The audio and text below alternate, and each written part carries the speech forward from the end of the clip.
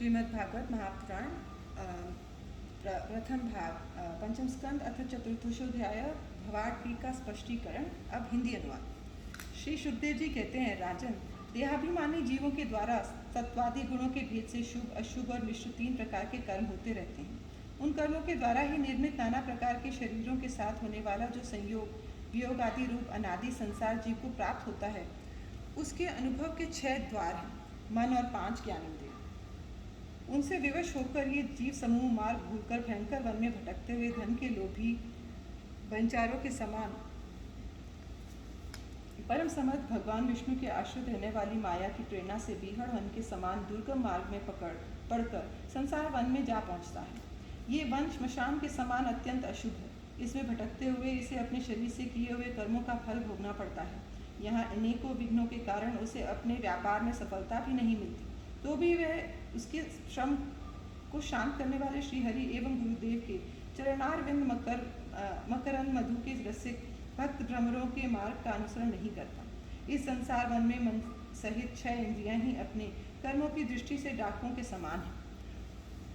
पुरुष बहुत सा कष्ट उठाकर जो धन कमाता है, उसका उपयोग धर्म में होना चाहिए। वही धर्म यदि साक्षात भगवान परम पुरुष की आराधना के रूप में होता है, तो उसे परलोक में श्रेयस का हेतु बतलाया गया है।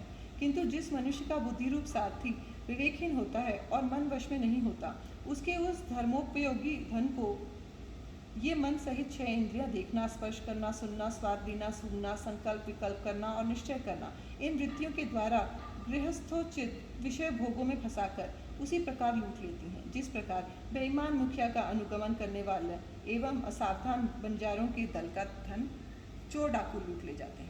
यही नहीं, इस संसार वन में रहने वाले उसके कुटुंबी भी, जो नाम से तो स्त्री पुत्र आदि कहे जाते हैं, किंतु कर्म जिनके साक्षात भेड़ियों और गीदड़ों के समान होते हैं, उस अर्थलोलुप कुटुंबी के धन को उसकी इच्छा न रहने पर भी उसके देखते देखते इस प्रकार छीन ले जाते हैं, जैसे भेड़िए गडरियों से सुरक्षित भेड़ों को उठा ले जाते हैं।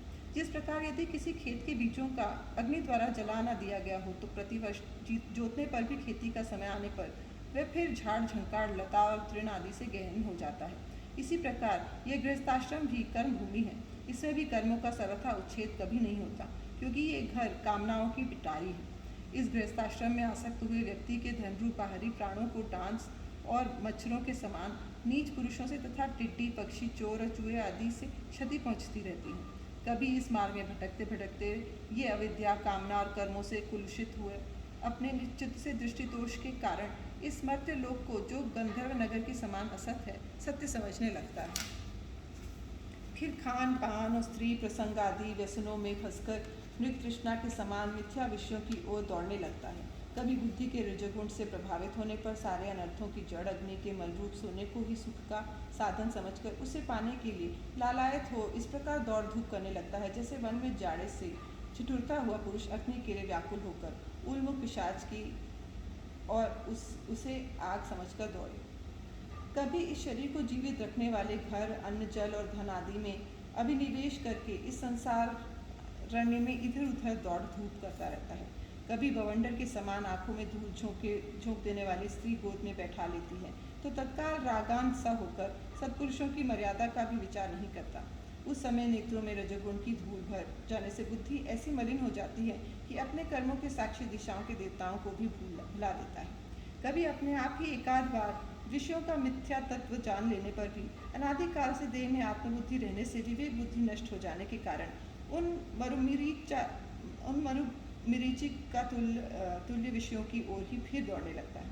कभी प्रत्यक्ष शब्द करने वाले उल्लू के समान शत्रुओं की ओर, परोक्ष रूप से बोलने वाले झींगुरों के समान राजा की अति कठोर एवं दिल को दहला देने वाली डरावनी डांट डपट से इसके कान और मन को बड़ी व्यथा होती है।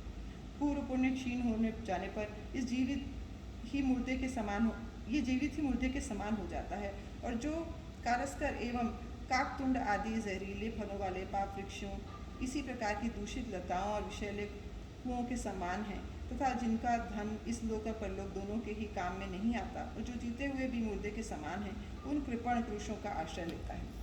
कभी असत पुरुषों के संग से बुद्धि बिगड़ जाने के कारण सूखी नदी में गिरकर दुखी होने के समान इस लोक और परलोक में दुख देने वाले पाखंड में फंस जाता है। जब दूसरों को सताने से उसे अन्न भी नहीं मिलता, तब वह अपने सगे पिता पुत्रों को अथवा पिता या पुत्र आदि का एक तिनका भी जिनके पास देखता है उनको फाड़ खाने के लिए तैयार हो जाता है।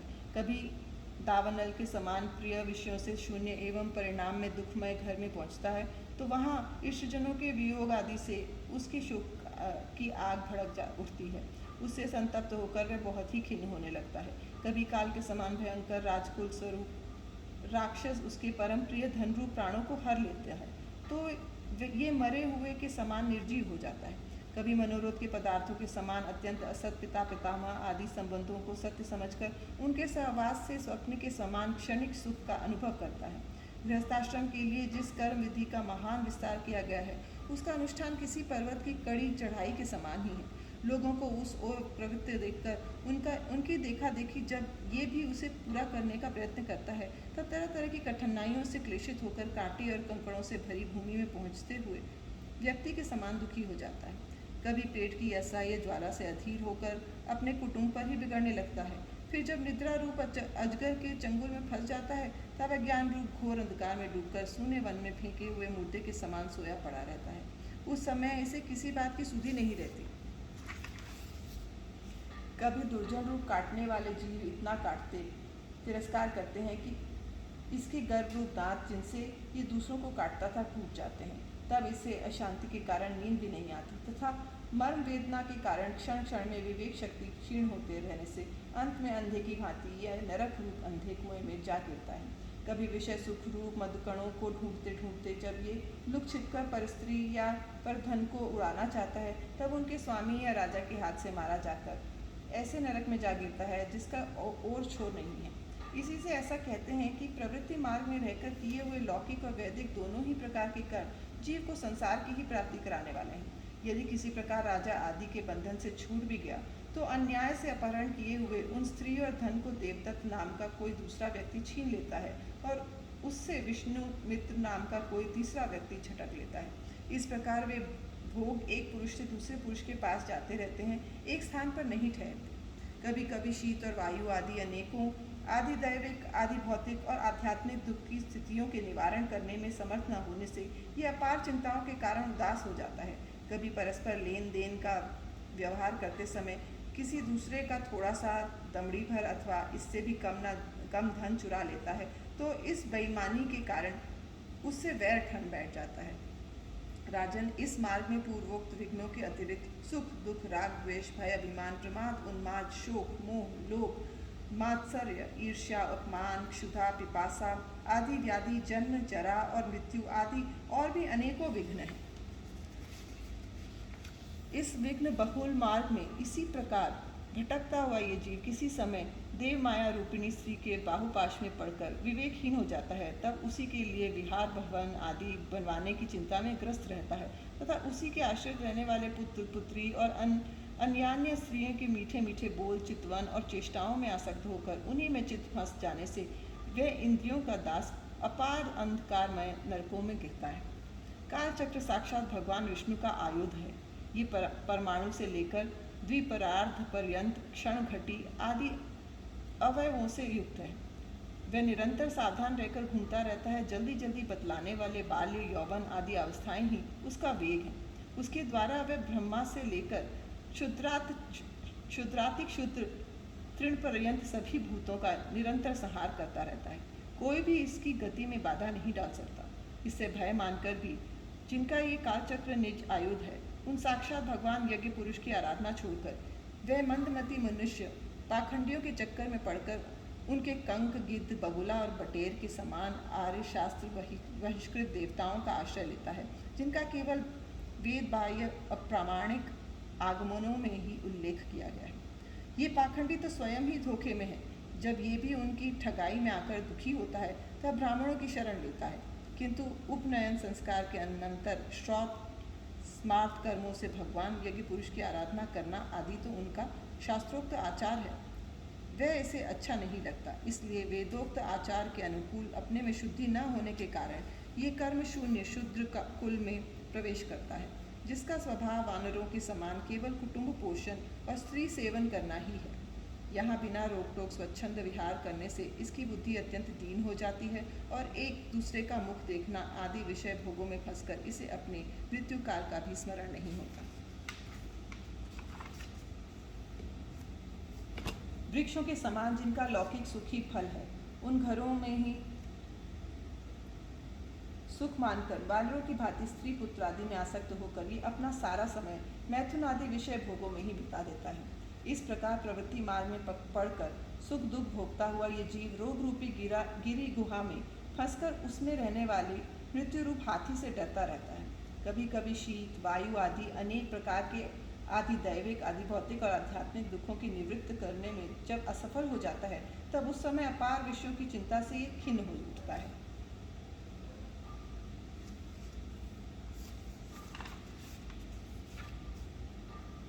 कभी आपस में क्रय विक्रय आदि व्यापार करने पर बहुत कंजूसी करने से उसे थोड़ा सा धन हाथ लग जाता है। कभी धन नष्ट हो जाने से जब इसके पास सोने बैठने और खाने आदि की भी कोई सामग्री नहीं रहती, तब अपने अभीष्ट भोग न मिलने से ये उन्हें चोरी आदि बुरे उपायों से पाने का निश्चय करता है। इसे जहाँ तहाँ दूसरों के हाथ से बहुत अपमानित होना पड़ता है। इस प्रकार धन की आसक्ति से परस्पर वैर भाव बढ़ जाने पर भी ये अपनी पूर्व वासनाओं से विवश होकर आपस में विवाहवादी संबंध करता और छोड़ता रहता है। इस संसार मार्ग में चलने वाला ये जीव अनेक प्रकार के क्लेश और विघ्न बाधाओं से बाधित होकर मार्ग में जिस पर जहाँ आपत्ति आती है अथवा जो कोई मर जाता है उसे जहाँ तहाँ छोड़ देता है तथा नए जन्मे हुओं का साथ लगाता है और कभी किसी के लिए शोक करता है, किसी का दुख देखकर मूर्छित हो जाता है, किसी के वियोग होने की आशंका से भयभीत हो उठता है और किसी से झगड़ने लगता है। कोई आपत्ति आती है तो रोने चिल्लाने लगता है, कहीं कोई मन के अनुकूल बात हो गई तो प्रसन्नता के मारे फूला नहीं समाता, कभी गाने लगता है और कभी उन्हीं के लिए बंधने में भी नहीं हिचकिचाता। साधुजन इसके पास कभी नहीं आते, ये साधु संग से सदा वंचित रहता है। इस प्रकार ये निरंतर आगे ही बढ़ रहा है। जहाँ से इसकी यात्रा आरंभ हुई है और जिसे इस मार्ग की अंतिम अवधि कहते हैं, उस परमात्मा के पास ये अभी तक नहीं लौटा है। परमात्मा तक तो योग शास्त्र की भी गति नहीं है। जिन्होंने सब प्रकार के दंड शासन का त्याग कर दिया है, वे निवृत्ति परायण संयतात्मा मुनिजन ही उसे प्राप्त कर पाते हैं। जो दिग्गजों को जीतने वाले और बड़े बड़े यज्ञों का अनुष्ठान करने वाले राजर्षि हैं, उनकी भी वहाँ तक गति नहीं है। वे संग्राम भूमि में शत्रुओं का सामना करके केवल प्राण परित्याग ही करते हैं तथा जिसमें ये मेरी है ऐसा अभिमान करके वैर ठाना था, उस पृथ्वी में ही अपना शरीर छोड़कर स्वयं परलोक को चले जाते हैं। इस संसार में भी पार नहीं होते। अपने पुण्य कर्म स्वरूप लता का आश्रय लेकर यदि किसी प्रकार ये जीव इन आपत्तियों से अथवा नरक से छुटकारा पा भी जाता है, तो फिर इसी प्रकार संसार मार्ग में भटकता हुआ इस जन समुदाय में मिल जाता है। यही दशा स्वर्ग आदि ऊर्ध्व लोकों में जाने वालों की भी है।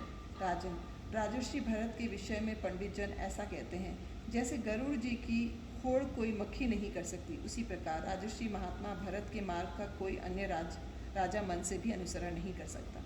उन्होंने पुण्य कीर्ति श्रीहरि में अनुरक्त होकर अति मनोरम स्त्री पुत्र मित्र और राजादि को युवावस्था में ही विष्ठा के समान त्याग दिया था। दूसरों के लिए तो इन्हें त्यागना बहुत ही कठिन है। उन्होंने अति दुस्त्यज पृथ्वी पुत्र स्वजन संपत्ति और स्त्री की तथा जिसके लिए बड़े बड़े देवता भी लालायत रहते हैं, किंतु जो स्वयं उनकी दया दृष्टि के लिए उन पर दृष्टिपात करती रहती थी, उस लक्ष्मी की भी लेश मात्र इच्छा नहीं की। ये सब उनके लिए उचित ही था, क्योंकि जिन महानुभावों का चित्त भगवान मधुसूदन की सेवा में अनुरक्त हो गया हो, उनकी दृष्टि में मोक्ष पद भी अत्यंत तुच्छ है।